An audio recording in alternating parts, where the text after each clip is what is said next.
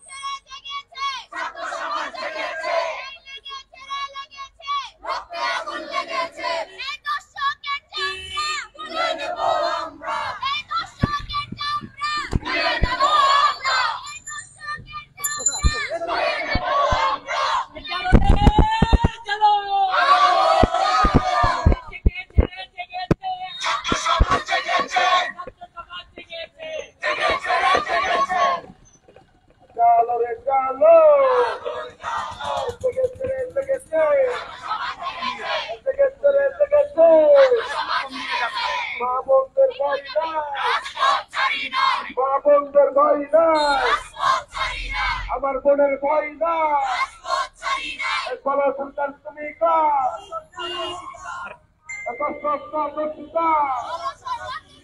বলো সরকার তুমি বলো সরকার তুমি বলো সরকার তুমি বলো সরকার তুমি বলো সরকার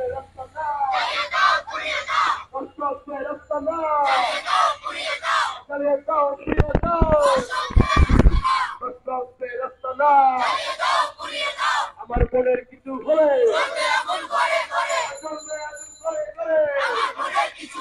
আমার বোনের কিছু হলে চলবে এখন করে করে আমাদের সন্ধ্যা আমাদের সন্ধ্যা